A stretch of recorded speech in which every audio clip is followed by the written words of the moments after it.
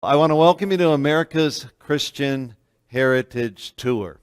And we are doing this for a couple reasons. One, say good morning to everybody online. There's 56 total people that will get this. And what this is all about is actually taking you through a religious history of America. It has actually been one of my favorite subjects for 30 years. My favorite book on religious history in all the world is one that I had back in Bible college, which is by Sidney Alstrom. He's a Yale scholar. Look at the size of that puppy. Same book, Religious History of the American People. I just love this thing. And on a cold winter night, to open this up around a fire is just a great evening, with some classical music playing in the background. So I've always loved that as a history thing. And so also through the years, just studied that. And it became actually as important to me as a lot of the other evidences of faith. Because I remember when I first, thank you.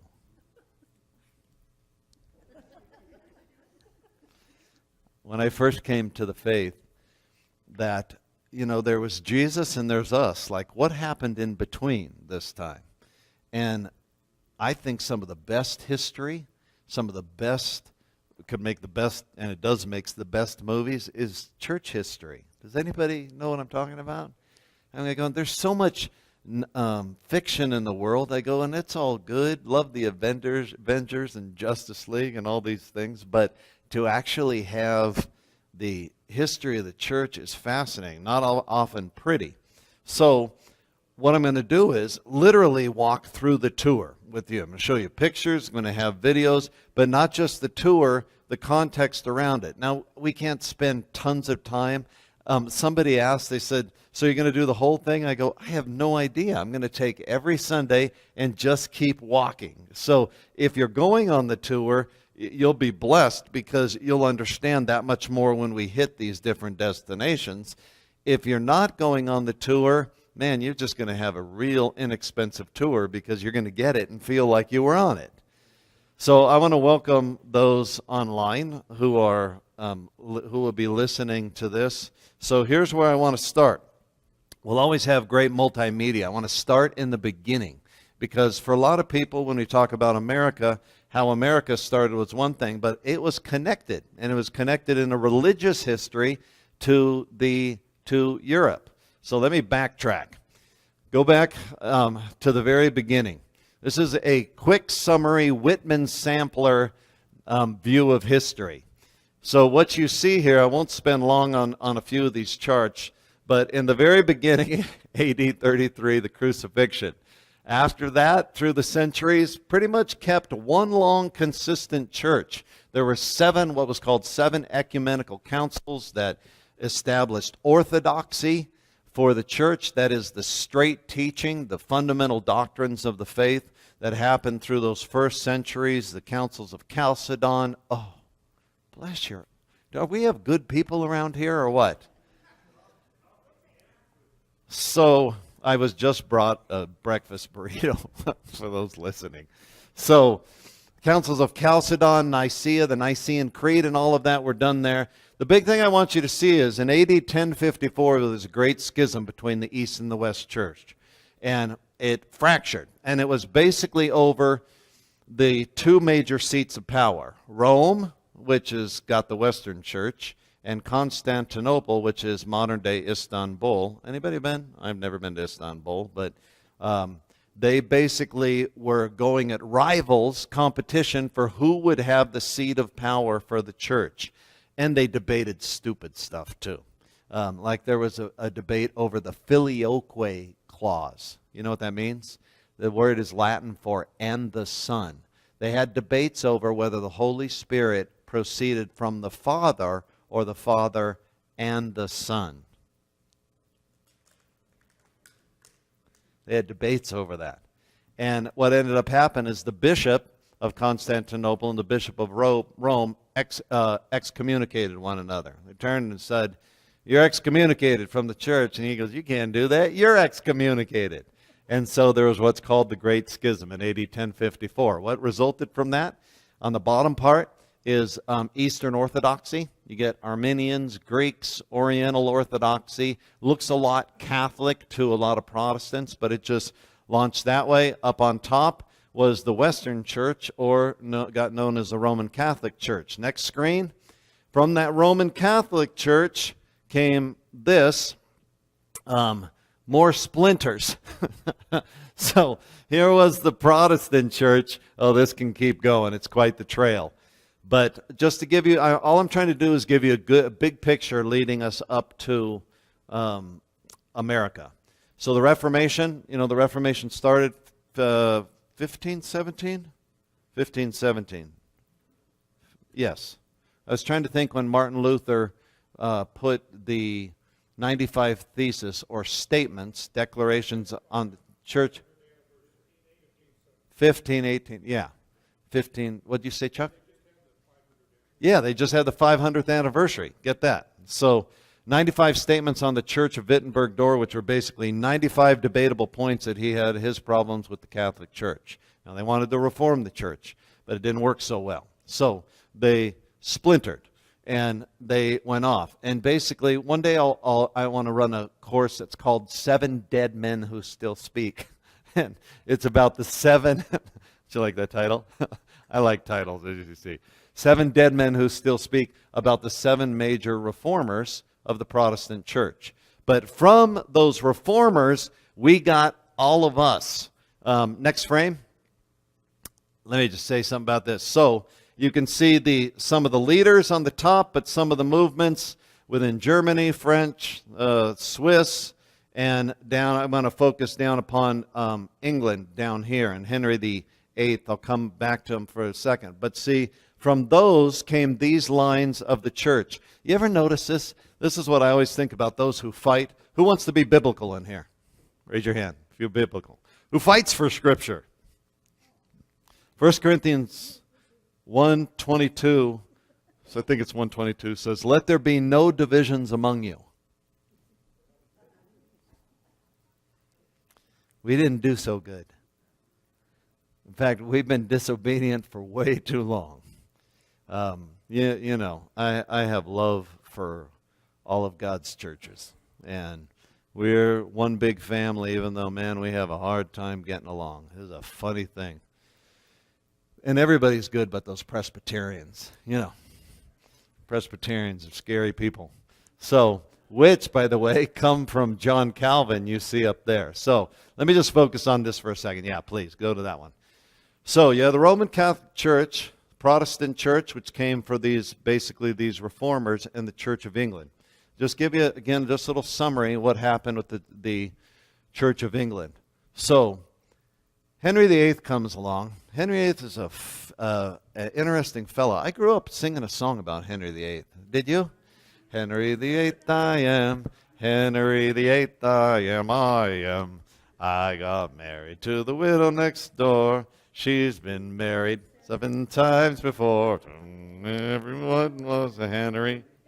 You know what? It would be, I didn't have a clue what I was singing. I could hear people online going, "Oh my!" So so I had no idea what I was singing till I got older and started learning about the religious history of the West. So in the Church of England, you have Henry VIII, and basically what he has a problem with. He realizes there's a problem with his marriage. And basically the bottom line to the whole thing is he wants to produce an heir. He produced a couple of girls. He had to have multiple marriages, but he was stuck in the one marriage because the Roman Catholic Church would not absolve his marriage. So the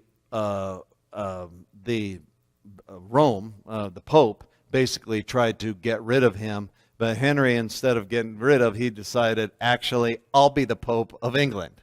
Bottom line was, which he then declared himself basically the head of the Anglican Church. The Anglican Church was basically, if you can say it this way, the Catholic Church in Rome. At least it started that way. He wanted it to be a little bit, have more Protestant taste. He had a daughter by the name of Mary Tudor, Bloody Mary, right? Most wicked woman on the face of the earth. You ever want a great study, do a study on Mary Tudor.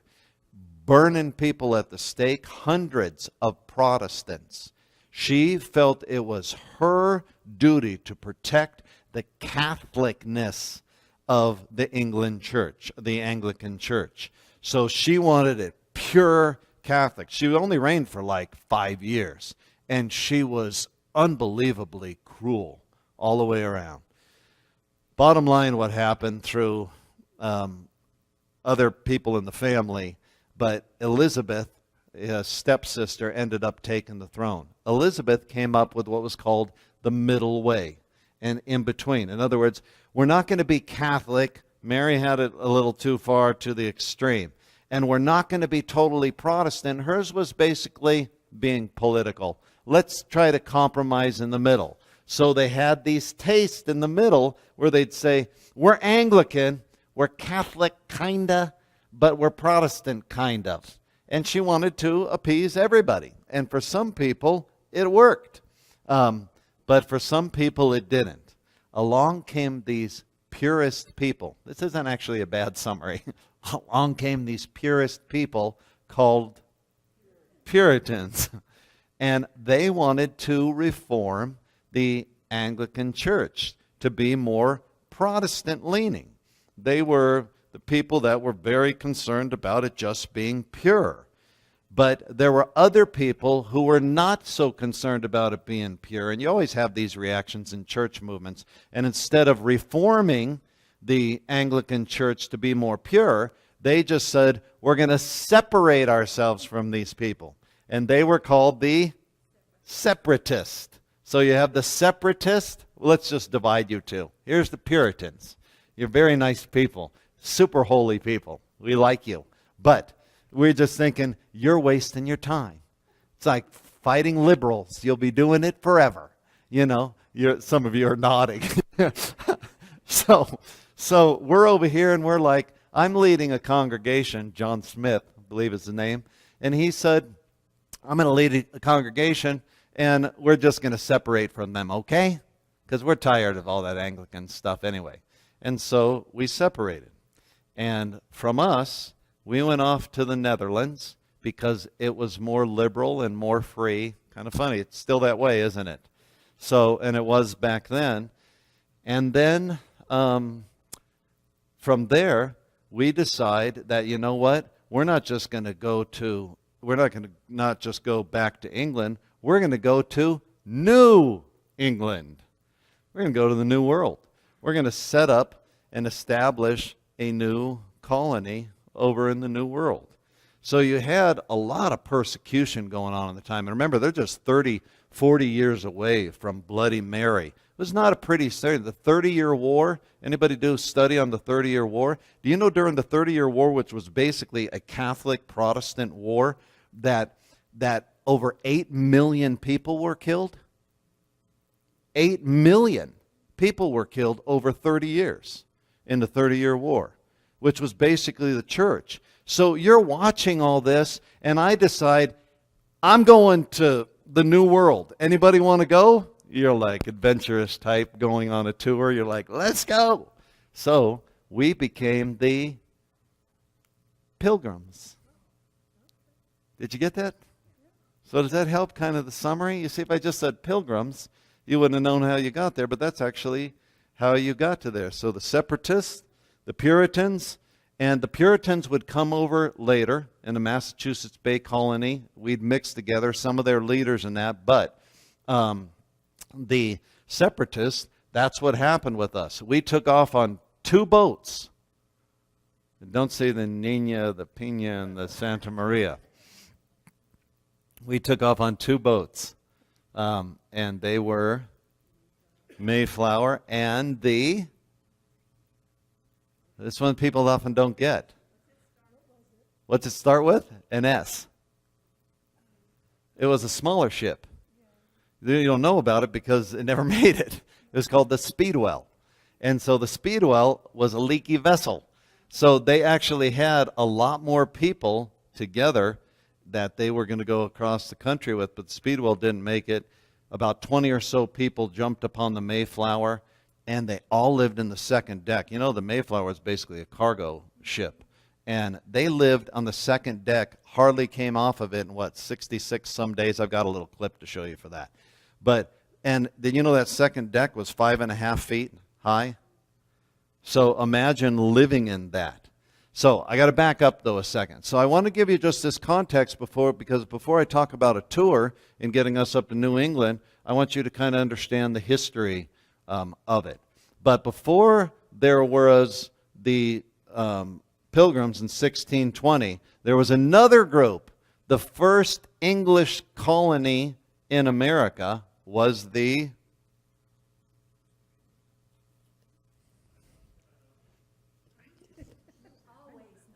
I hear you people online. Does anybody have an answer? Jamestown. That's right. Jamestown. So here is Jamestown, and actually 1608. So 12, 13 years from before Plymouth, the Pilgrims hit on Plymouth, there was Jamestown. And so some voyagers came over, and I got just one thing to say about this, but we had, about 10 years ago, I led a tour from Jamestown, actually Yorktown, where they won the Revolutionary War, all the way up to Washington, D.C. So I've been waiting 10 years to do this, the rest of the story, which is Boston up north down to Washington, D.C. But we were in Jamestown when I first heard that the settlers came over there for the sole reason of making money. And he kept saying this, the tour guide. So we go there, tens of thousands of kids go there every year, bust in, bust out. And we're sitting there with this tour group, and the guy kept saying, why were they here? And everybody would repeat, the whole group, make money. And I'm like, make money? Everybody was make money? I mean, I know the Pilgrims came for a far different cause, but did they really come to make money?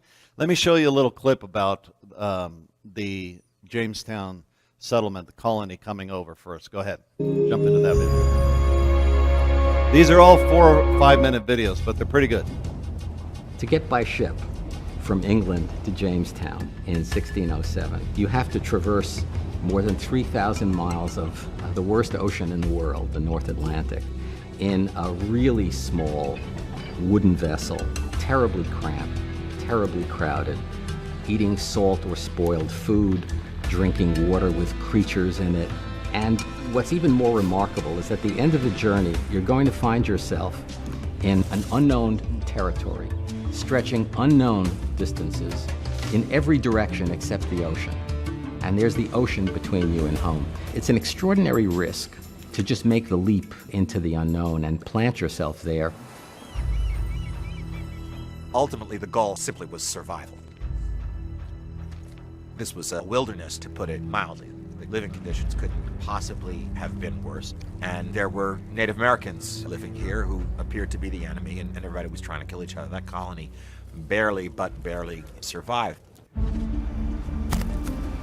When the first settlers reached the shores of North America, in Virginia, in Massachusetts, the thing that struck them was the effectively unlimited extent of natural resources. They knew that the forests went back as far as anyone had ever been. They knew that there were fish in the rivers. They knew that there was enough land for generation after generation after generation of farmers. The mindset changed on the moment that the English colonists landed in America. Until then, natural resources were a restraint. Now, natural resources were a liberation.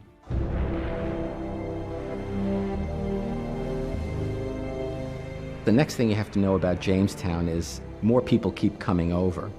And the ones who come over later know something that the first ones didn't know, and that is that almost half of them are likely to die from local diseases to which they are not acclimated, and from other things, their own bad food, their own bad sanitation, and ultimately hostility from the Indians, whom they've antagonized by their presence. And yet people do keep coming. They were either fleeing religious persecution They were fleeing poverty. They were fleeing a ceiling that said if you're not an aristocrat, you can't rise. And so there's a real sense of greater freedom here than anywhere else in the world. And a freedom that's not just political, but it's also a freedom to become somebody, a freedom to rise, a freedom to acquire property in a way that did not exist in the more structured and medieval societies around the world. So what I want you to do is just kind of get a bigger feel for this and a taste for that the things that were happening around the country at the time as far as the colonization of this. So you notice with them, the one thing, if you go on YouTube and you listen to histories about Jamestown, you will hear every possible reason that they came over, except that they were coming over to propagate the gospel in the New World. You will rarely ever find it. It was actually in Wikipedia. I was surprised to find it there. But you will rarely find it when you're listening to them. So it was the same thing at the Jamestown settlement. So imagine this, and just that tens of thousands of kids are being carted in there every year, and all of a sudden they're talking about the purpose to which they came to Jamestown, those original settlers, and they never bring this up. So the whole reason was money. Money, money, money, money, money. Everybody was. They'll also mention, they were trying to find an eastern passage or over to the east, to the Orient. That's what they were looking for too.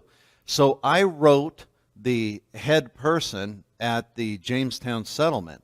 And as many of you know, and you can go on my other website, nationaltreasures.org, it started a national movement because what I found in the original charter of 1606 from King James was this.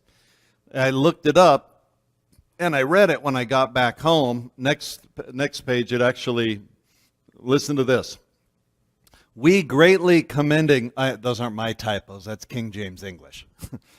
Greatly commending and graciously accepting of their desires to the furtherance of so noble a work which may, by the providence of Almighty God, hereafter tend to the glory of His divine majesty in propagating of Christian religion to such people as yet live in darkness and miserable ignorance of the true knowledge of the worship of God.